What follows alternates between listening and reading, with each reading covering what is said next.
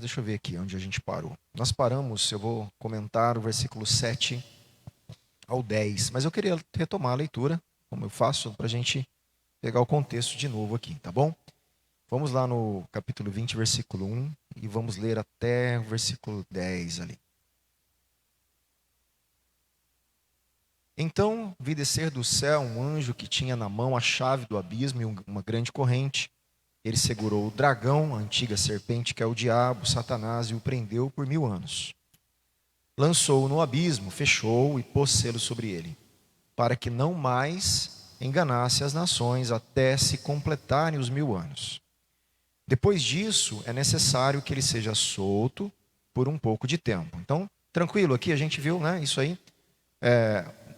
Um anjo tranca Satanás 1000 anos. Quer dizer, 1000 anos sem a ação de Satanás para enganar as nações. Então, quer dizer, aquela tentação, aquele engano de um poder maligno não está existindo mais nesse período.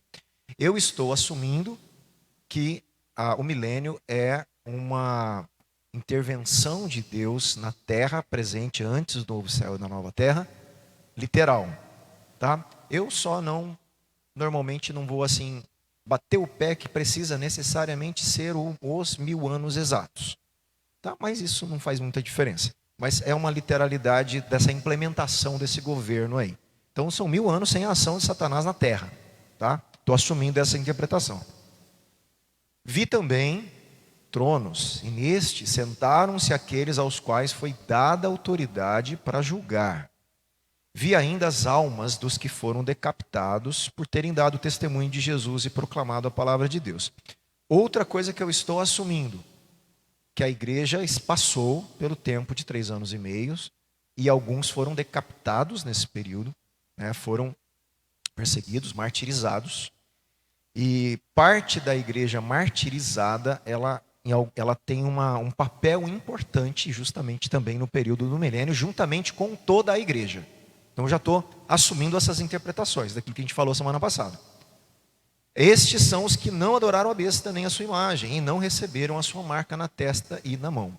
E viveram e reinaram com Cristo durante 1000 anos. Tá? Para reinar durante 1000 anos, gente, já não tem mais que estar nesse corpo, então lembra da ressurreição. Então, quer dizer, já teve uma mudança desse exército de Cristo. Então, esse exército provavelmente tem um corpo semelhante ao de Cristo já, interagindo com pessoas que ainda não têm, talvez. É isso que essa tensão é muito interessante, tá? A gente notar, normalmente o pessoal não fala nisso, mas é interessante. Aí o versículo 6, o restante dos mortos não reviveram, tá? Até que se completasse os 1000 anos. Então quer dizer que quem morreu aqui, né, que não foi ressuscitado na primeira ressurreição, certo? Lembra? Eles não foram ressuscitados para reinar com Cristo no milênio. É o pessoal perdido lá, que não foi salvo. Então quem não está salvo não reina com Cristo no milênio. Ele vai esperar a segunda ressurreição para o julgamento final. Tudo bem aí? Tá tranquilo isso? Então o restante dos mortos não reviveram até que se completasse os 1000 anos. Esta é a primeira ressurreição. Bem-aventurado e santo é aquele que tem parte na primeira ressurreição. Sobre esses, a segunda morte não tem poder. Pelo contrário.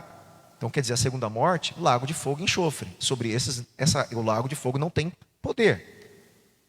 Pelo contrário, serão sacerdotes de Deus e de Cristo e reinarão com ele os 1000 anos. Tá ficando claro? Eu estou assumindo agora já as interpretações. A gente falou das possibilidades, agora eu estou assumindo o texto daquilo que eu acredito, né, ser. 7. Quando, porém, se completarem os 1000 anos, quer dizer, acabou o período do reino na terra e vai vir o julgamento final, o trono branco. Depois de completar, Satanás é solto. Satanás será solto da sua prisão. E sairá de novo para fazer o que ele sempre faz, enganar as nações, né? Que estão nos 4 cantos da terra, Gog e Magog. Gog e Magog aqui, gente, é uma metáfora usada de um profeta do Antigo Testamento que representa todas as nações malignas que estão contra Deus. Tá bom? A fim de reuni-las para uma batalha. Então, que é de novo guerrear contra as coisas de Deus. O número dessas é como a areia do mar, quer dizer, vai ter muita gente aí, ainda nessa posição. Gente, é um absurdo isso aqui.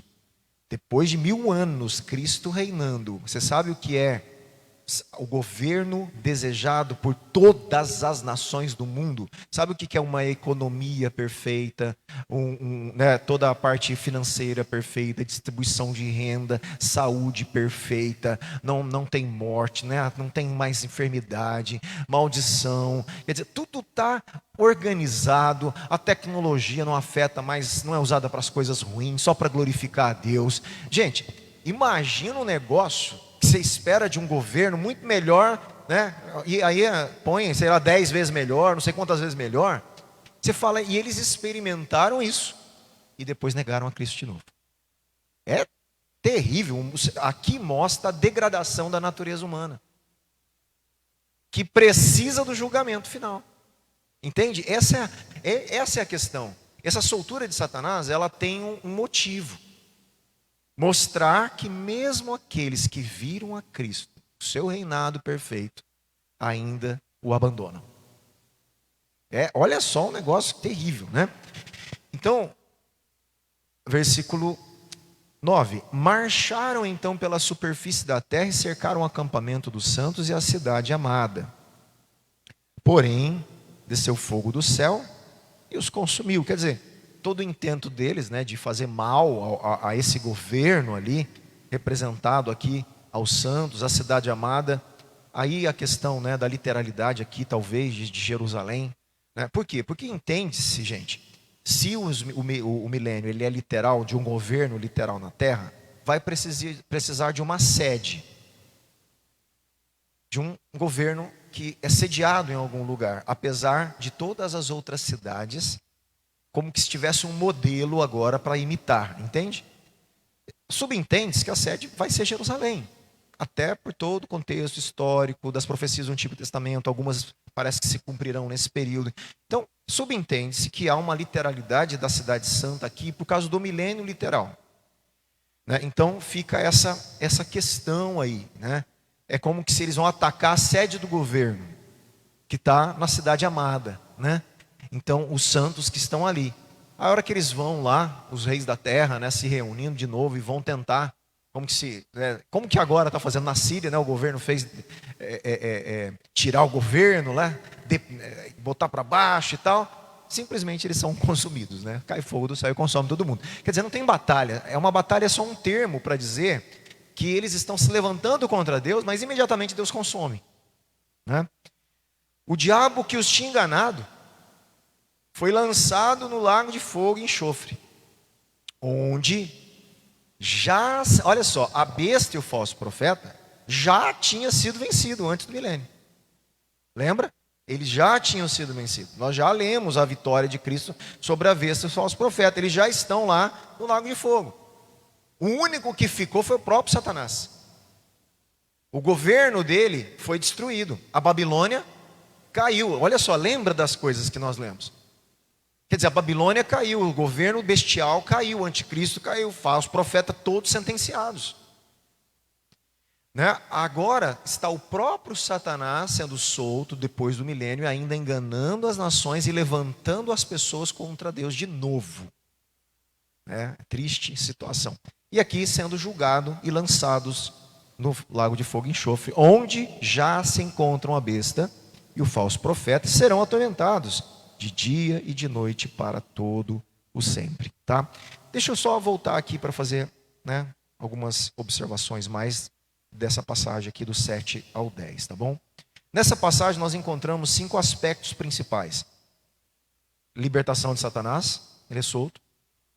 O engano das nações de novo pelo diabo. A reunião dessas nações para a batalha, para guerrear de novo contra Deus, uma batalha final.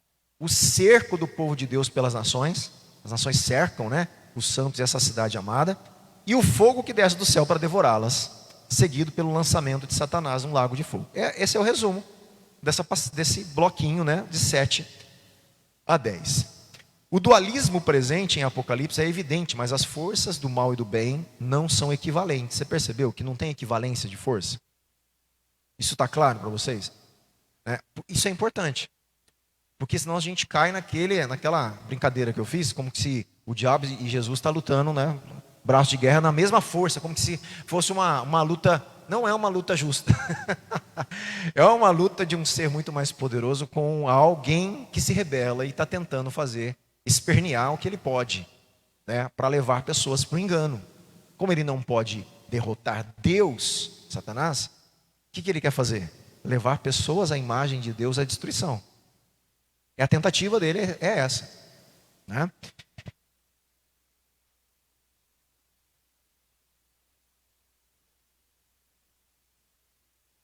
Sempre. Não, exatamente. Levar comigo. É lógico, exatamente. O ódio dele, e nós vimos em Apocalipse, né? O ódio de Satanás pelos seus próprios adoradores. Ele não ama os seus adoradores. Né? Essa é uma grande verdade, né? Há um engano total. Ele não ama os seus adoradores. Tanto é que uma das coisas eram os demônios torturando os seus próprios adoradores, a gente viu, né? Não, ainda não. É? Você assistiu? Vou assistir. É. É filme? Filme? Ah, tá, tá. Legal, vamos ver se qualquer coisa me manda lá. Trechinho. Mas você assistiu? Aqui então trata-se, né, do segundo estágio de três eventos que estão erradicando o mal, gente. O que Deus está fazendo aqui nos últimos capítulos que a gente está lendo? Erradicando o mal da terra. Ele quer acabar com tudo aquilo que impede a perfeição de Deus reinar sobre a terra. Pecado, não é isso? Pecado, aquele império babilônico de prostituição, de mentiras, de idolatria. O próprio besta, os falsos profetas, e o próprio Satanás. Ele está erradicando o mal da terra. Ele está tirando e as pessoas manchadas, seladas pela besta. Então, tudo que é mal, maligno, ligado às coisas, né, satânicas, de morte, de pecado, Deus está erradicando, Deus está destruindo, para sobrar o que tem que sobrar, para ele implantar o reino dele eterno. É isso que está acontecendo. Tem etapas que a gente está vendo, até chegar ao final do novo céu e da nova terra, que é a perfeição que ele vai estabelecer da eternidade. É muito interessante aqui essa progressão que está acontecendo. A gente podia até ler, mas não precisa. Você vai ver isso no capítulo 19, 20, 21, tem uma erradicação do mal, uma vitória. Aqui no versículo 10, você está vendo aí, ó, o diabo está sendo lançado no lago de fogo. E no versículo 14, tem outra situação que a morte e o inferno também estão sendo lançados. Quer dizer, ele está destruindo tudo que é contrário à vida. Tudo que é contrário à vida. E o pecado é contrário à vida. Pelo pecado entrou a morte. Entende o que eu estou falando? Os agentes do pecado, falso profeta, besta, o Satanás, eles são agentes da morte. Eles estão sendo todos erradicados, destruídos para reinar a vida eterna, prometida por Jesus. Gente, é muito, né, interessante se a gente conectar todas essas coisas, né? Durante o milênio, Satanás então é retirado ali, né? A gente já viu. Malser fala assim, ó, aponta que esse episódio revela que nem o tempo prolongado sob o reinado de Cristo, olha que interessante, essa soltura de Satanás. Quer dizer, nem o tempo prolongado do reinado de Cristo é capaz de transformar a teimosia humana. Por isso que a gente fala que a salvação é pela graça. Humanamente falando, a natureza humana está mostrando aí, ela está tendenciosa ao mal. Quando você tem uma tendência no seu coração de querer agradar a Deus, de ter temor de Deus, de se preocupar com as coisas de Deus, você pode ter certeza, isso não vem da sua natureza. Isso vem da nova natureza. Por isso que tem que nascer de novo. Isso não vem de nós. Vem de uma produção do Espírito Santo que habita em nós, renovando um homem interior, capaz de estar inclinado às coisas de Deus. Isso é graça. Por isso que enquanto um ser humano não for achado e salvo pelo Evangelho, ele não consegue agradar a Deus. Até nós, que fomos achados e salvos pelo Evangelho, temos dilemas e lutas. Então, quem não nasceu de novo, não pode herdar o reino de Deus. É literalmente o que Jesus falou. Cria em mim um coração novo. Porque era uma promessa de Deus em Deuteronômio. Eu vou dar a vocês um coração novo, capaz de cumprir a lei. É literalmente. De pedra, existe uma questão da natureza do ser humano que Deus mostrou que a lei não corrigia. Por isso que não dá para ser salvo pela lei. Porque a lei não corrigia o coração.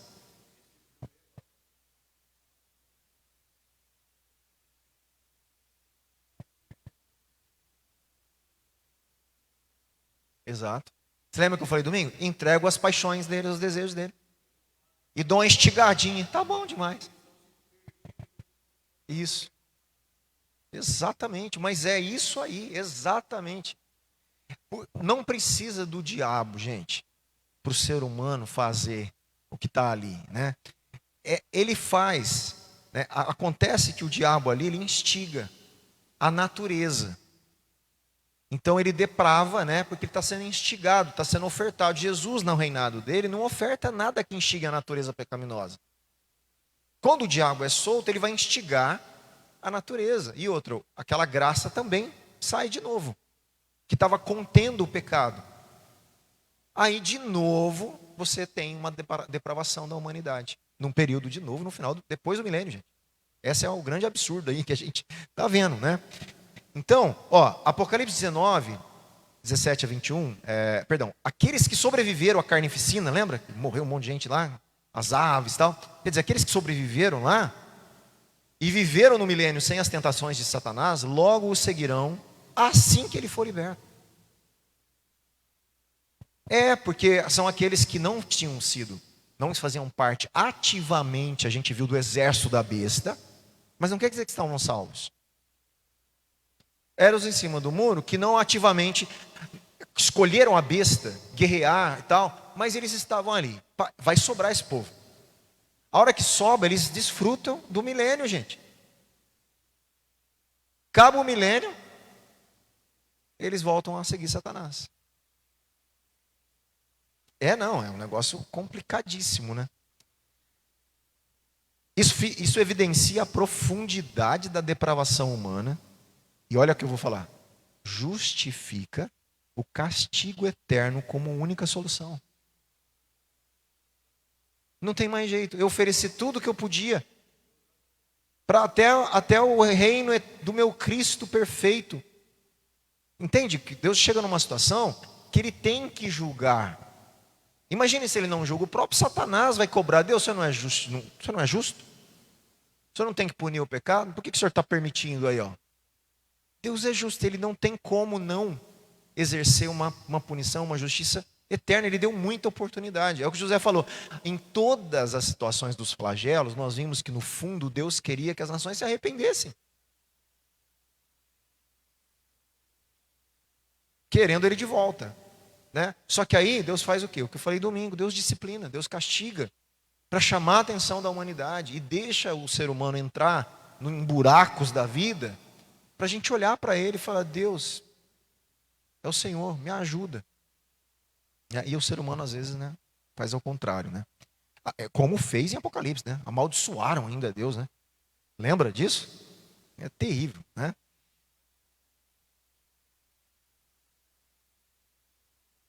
Vimos então que Satanás é solto, reunir para a batalha e tal. De novo, a designação de Gog e Magog aí, gente, João utiliza Gog e Magog como um símbolo, tá? De todas as nações que se opõem a Cristo, tá? Esse é o símbolo aí usado do Antigo Testamento. A batalha descrita, né, que a gente leu, versículo 7 a 10, não é uma simples repetição, gente, da batalha do capítulo 16 ou 19. É como se fosse uma segunda batalha, tá? Porque teve aquela batalha do Armagedon, né? que na verdade não teve muita batalha. Cristo vai lá e destrói os inimigos. Aí, como ele destrói, besta e falso profeta, destruído no lago de fogo, certo? Reino de Cristo. Final do milênio, depois do milênio, Satanás é solto, tem uma outra batalha. Quer dizer, tem um outro levante dessas pessoas contra as coisas de Deus e que são consumidas pelo fogo de Deus aqui. Então, lembra, batalha meio que entre aspas, né? É uma batalha que começa já acabando, entende? Ele começa acabando. Olha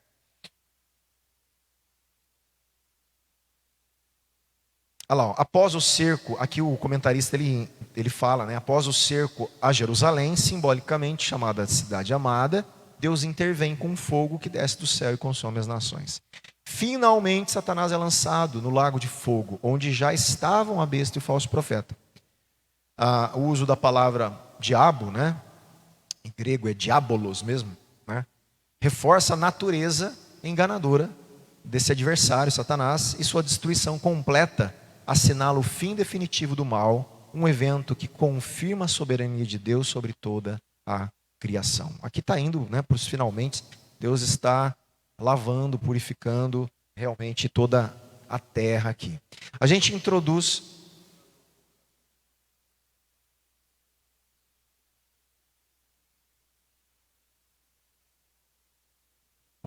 Sim.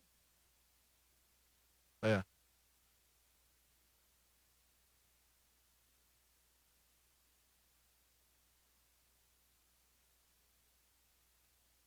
Sim. Sim.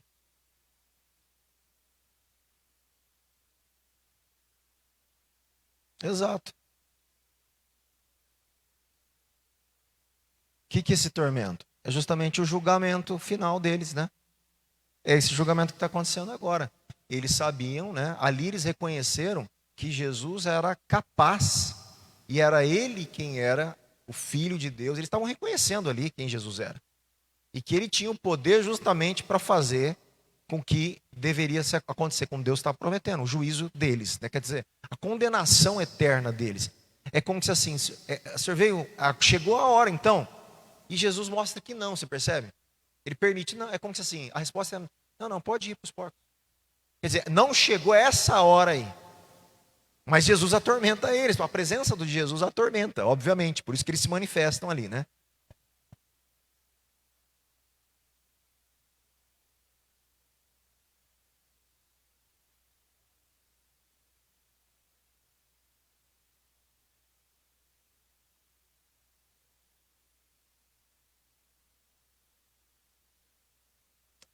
Isso.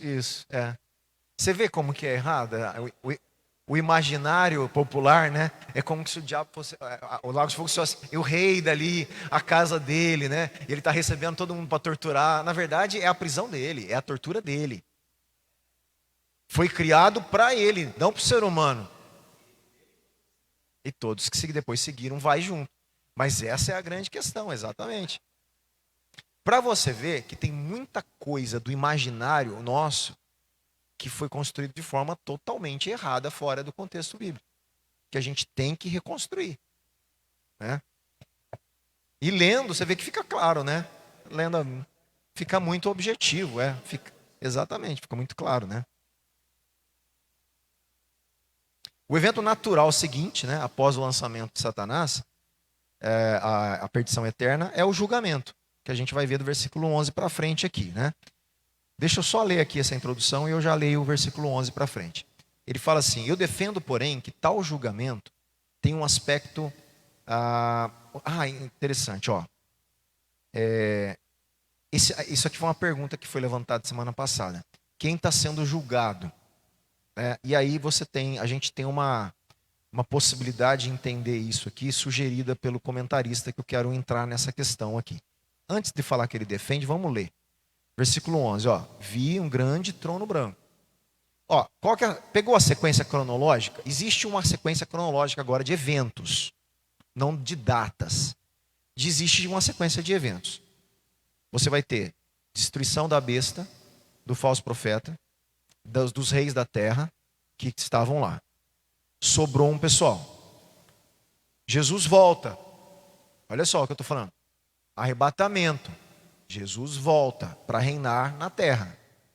Ele volta, transforma o corpo da igreja, a primeira ressurreição acontece, e ele estabelece na terra, ele volta nas nuvens, tudo, não tem problema nenhum. Só que ele vem, reencontra, inclusive eu vi é um tema interessante que fala que o arrebatamento secreto não é bíblico, igual está lá nos filmes, né, que é secreto. A Bíblia fala pelo contrário, que todo olho verá. Todo olho verá. E aí, um teólogo fez uma proposta interessante.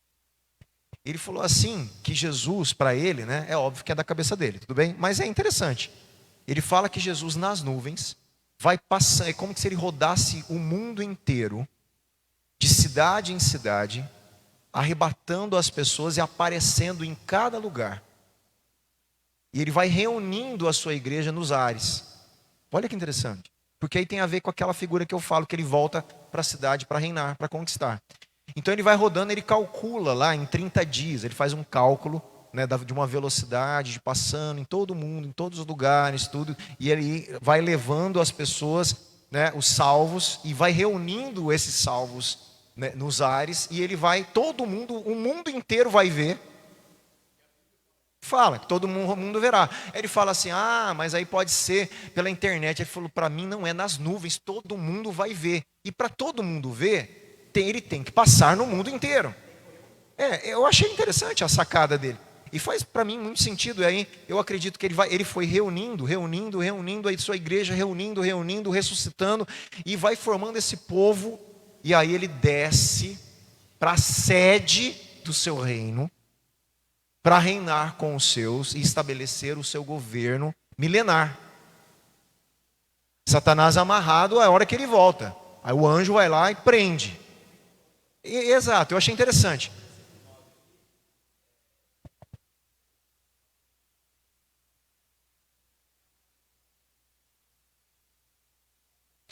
Mas isso foi depois de Satanás solto.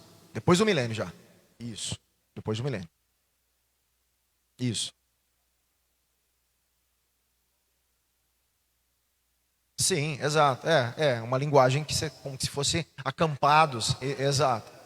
De gente ao redor da cidade, porque ele cita e a cidade santa.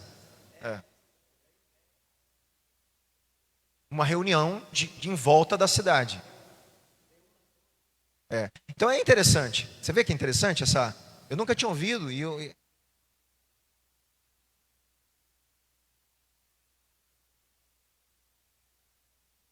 Não, o encontro nos ares há. A discussão é se vai ter o lapso para Jesus voltar para o milênio. Aí, Apocalipse não deixa a gente entender isso. Por isso que eu falo. Fica interessante essa visão que ele está falando de você ir arrebatando e todo mundo vendo, né? Imagina ele passar por todas as cidades, né, do Brasil, passar em todas as cidades da América Latina, em todas as cidades da América, né, do Norte, e vai passando e reunindo o seu povo e desce em Jerusalém. Eu achei interessante a imaginação dele, e reunindo o seu povo nos ares, né, nesse lugar, e depois ele desce para reinar 1000 anos. Ao descer, ele reina 1000 anos. Satanás é solto depois de 1000 anos, faz esse cerco, e imediatamente são queimados, e ele imediatamente jogado no lago de fogo e enxofre com aqueles que vão ser julgados. Aí entra o trono branco, que é o que a gente vai ler agora. Olha a sequência de eventos, tá? Para mim, essa é a sequência mais lógica dentro do livro, tá? Versículo 11: vi um grande trono branco e aquele que está sentado nele. A terra e o céu fugiram da presença dele e não se achou lugar para ele. Gente, quando Deus aparece para julgar, tudo estremece. Até os salvos, né? Salvo, mas todo mundo, aquele temor santo, né? De reverência, né? De adoração, que a gente viu lá no trono de Deus, né? Que os anciãos se prostram. Gente, Deus vai aparecer aqui no jeito que todo mundo chegou a hora. Vi também os mortos, os grandes e os pequenos que estavam em pé. Olha que interessante, preste atenção agora. Muita atenção, porque aqui está para mim um pontinho que mostra que os cristãos também estão sendo julgados no trono branco. Ele diz que ele viu mortos, grandes e pequenos. Esses mortos estavam em pé diante do trono. Então, há uma diferença dos outros, que o mar está entregando. O mar, em Apocalipse, representa o mal. Ele faz uma separação de mortos que estão diante do trono, já, e mortos que o mar está entregando para ser julgado. Leia o texto para você ver. Vi também os mortos, os grandes e pequenos, que estavam em pé diante do trono. Então foram abertos livros. Ainda outro livro, o livro da vida foi aberto. E os mortos foram julgados segundo as suas obras, conforme o que estava escrito nos livros. O mar entregou os mortos que nele estavam. A morte e o inferno entregaram os mortos que neles havia. E foram julgados um por um, segundo as suas obras. Existe aqui uma distinção de mortos que estavam diante do trono e mortos que estão sendo entregues pelo mar e pelo inferno. Percebe? Então, essa é uma das formas que o comentarista entende que é um julgamento de todo mundo. Todo mundo. Aqui é o grande trono branco, todo mundo vai ser julgado. Mas os salvos vão ser julgados no sentido da salvação, das obras, provavelmente, né? E como que Jesus fala, lembra aquele texto? Vinde a mim, vós, né? Você lembra quando ele recebe os salvos? Aí o outro, o que ele fala? Apartai-vos de mim, vós que passam. Justamente essa separação está acontecendo aqui, no grande trono branco.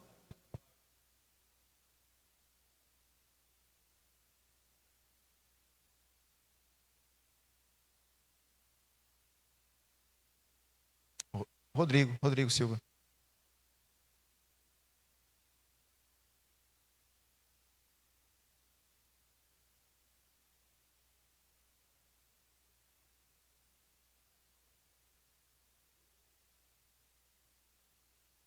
É, não acredito nisso.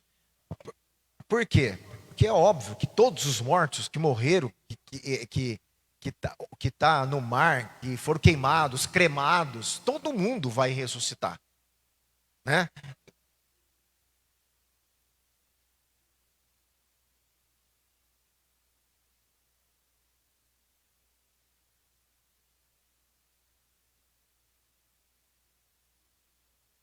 Também. É o que eu estou falando, também. Mas não só.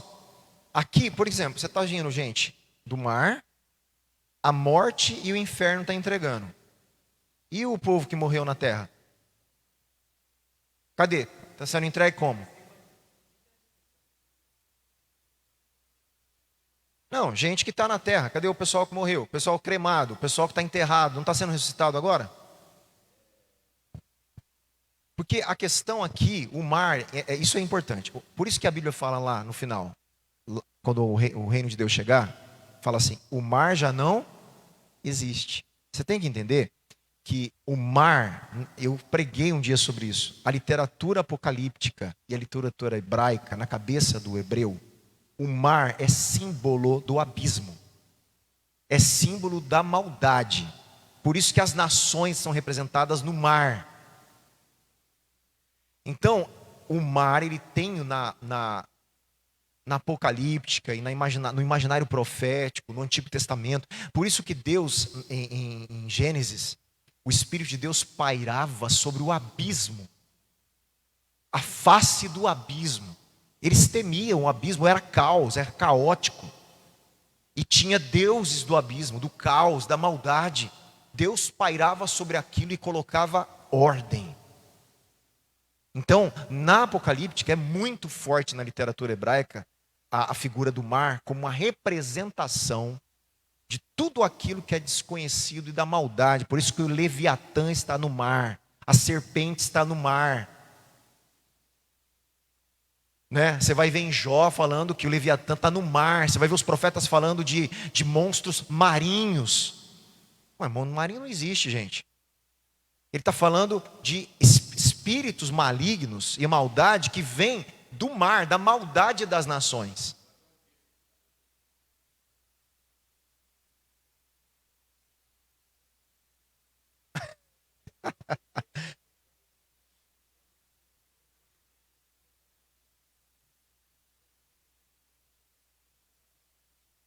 Então tá chegando. Oh, obrigado, obrigado, obrigado.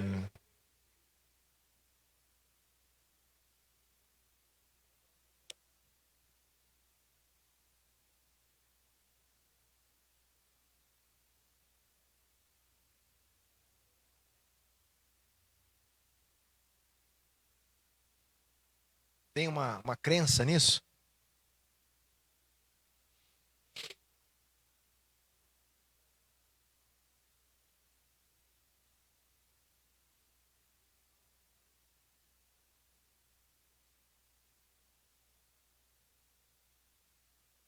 Vimos.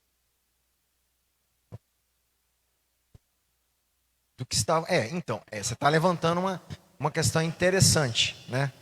Aqui. Então, mas olha só, olha que interessante, né? Você está levantando uma problemática, na verdade.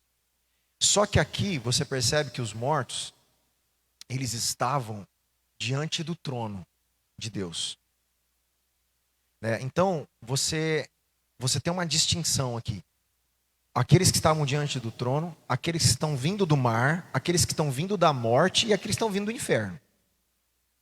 Só que aí você está realmente colocando um problema. E se a gente acredita que a ressurreição aconteceu a primeira de todos, né, teoricamente eles não podem estar mais mortos.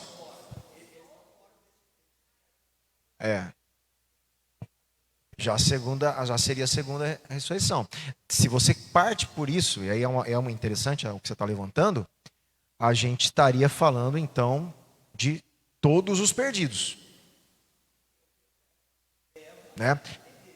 Então aí a problemática fica na questão da primeira ressurreição.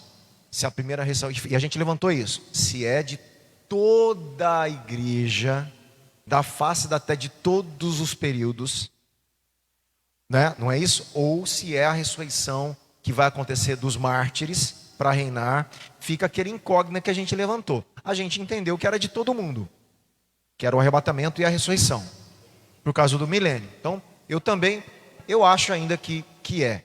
Mas aí você está levantando o quê? Aí não dá para entender, por lógica, não dá para entender aqui que esses que estão diante de Deus são cristãos, salvos, porque eles já estão ressurretos, né? Não estão mais mortos, porque aí a ressurreição ela tem a ver com o corpo glorificado.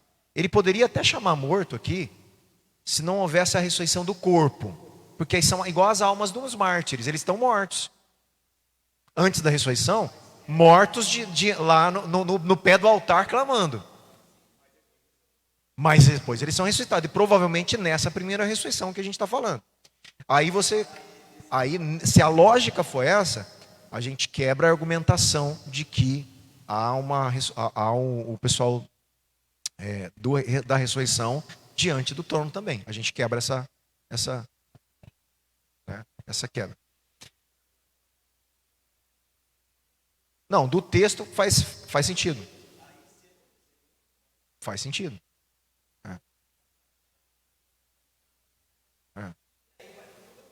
Que vai para o julgamento. Agora, entenda, não quer dizer que todos os cristãos, todo mundo vai passar diante do trono de Deus. Essa é uma questão. Só que respeitando o texto, parece que realmente você colocou uma chavinha aí, ou a gente tem que interpretar diferente a ressurreição, como se fosse pontual, né? Ou então aconteceu uma ressurreição todo mundo mesmo, realmente, e essa segunda é só realmente dos não salvos e que vão estar diante do trono já para ser lançados no lago de fogo e enxofre. Tá?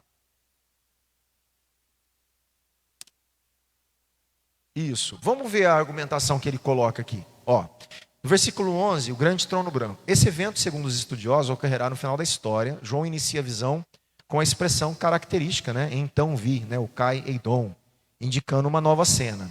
Ele descreve um trono que remete à visão de Apocalipse 4. Toda vez que fala em trono, a gente lembra de 4, versículo 5, né?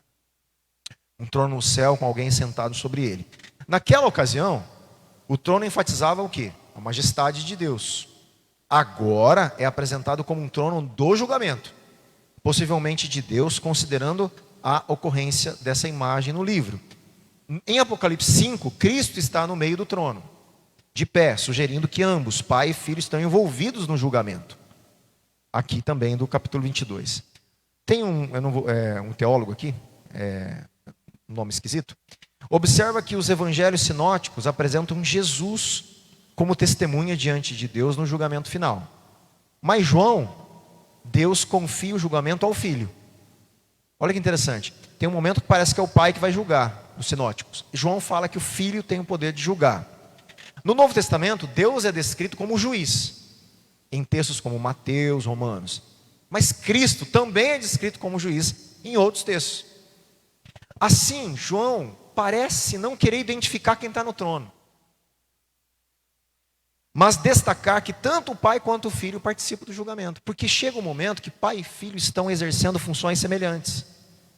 Que é isso que ele quer mostrar. Que eles têm característica, poder, soberania igual. O pai e o filho vão julgar, né?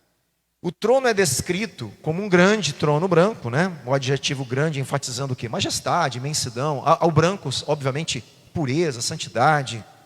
Temas que a gente recorrente aí no livro, né?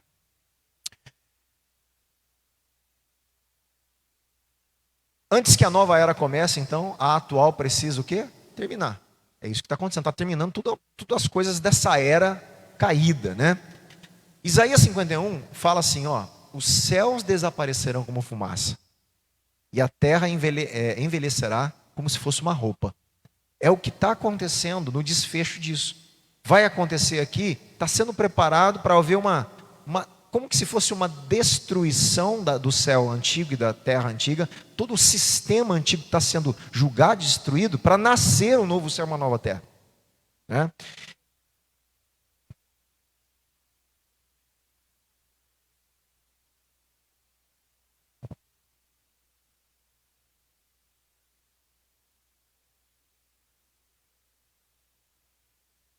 Olha que interessante.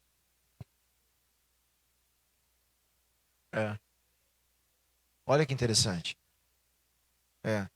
E todo momento na Bíblia inteira, Apocalipse inteiro, aquele que está sentado no trono é o Pai. Aí chega o momento, olha que interessante, que no julgamento final, Jesus está sentado no trono. É muito interessante. João não faz mais distinção, é como se ele não fizesse mais querer fazer distinção do pai com o filho.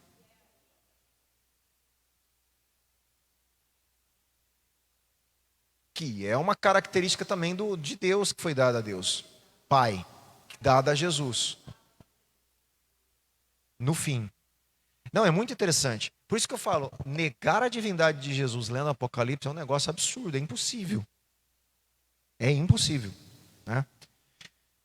Agora, Romanos 8, deixa eu ver o horário aqui, nós estamos terminando aqui, né? Romanos 8, Paulo também escreve que a criação, ela está o quê? Gemendo, né? Querendo ser liberta, lembra disso? E segundo a Pedro, os céus passarão com grande estrondo, e a terra e as obras que nela há serão descobertas. Então haverá um tipo de destruição, mas não é aquele negócio que a gente ouve, o mundo vai acabar. É um tipo de destruição de toda a estrutura do céu e da terra caído, que está em corrupção, gemendo. Exatamente, é uma destruição para a renovação. É como que se fosse uma destruição de uma peça, acho que essa é a melhor coisa, de uma peça de ouro contaminada com metais ruins. O que você tem que fazer? Pôr no fogo, derreter, tira o ruim, mas o ouro fica lá para reconstruir. É isso. A terra é como se fosse esse ouro, manchada pelo pecado, corrompida, com coisa ruim que o ser humano colocou, com a morte, o inferno, com Satanás agindo. Ele vai destruir tudo é ruim, desfaz no fogo do juízo dele e refaz com o ouro puro, que era o Éden. Olha a beleza da recriação, exatamente, acho que é a melhor imagem que a gente pode ter, né? João descreve a criação fugindo da presença de Deus, né? É interessante também, isso ecoa a ideia de uma destruição total, como em Apocalipse, que a gente já viu. É uma linguagem semelhante a Daniel, gente, que a gente também não vai ler por causa do tempo, mas que já foi falado. E a destruição do céu e da terra prepara o cenário para Apocalipse 21, onde um novo céu e uma nova terra são introduzidos, porque o primeiro céu e a primeira terra já passaram, né? Quer dizer, o primeiro céu e a primeira terra, com toda a estrutura que o pecado estruturou, essa criação e manchou, esse sistema todo passou e ele está agora inaugurando uma nova etapa, né? Um novo momento desse céu e da terra, tá bom? A gente continua, para terminar, semana que vem, finalzinho aí do capítulo 20, e a gente entra no capítulo 21, beleza? Mas tá ficando bonito, né? Tá ficando legal. É emocionante o final da história, é muito bem-vindo, né? É muito bom, muito bom. Nós vimos tanto sofrimento, né? Tanta perseguição, aquelas coisas, não é?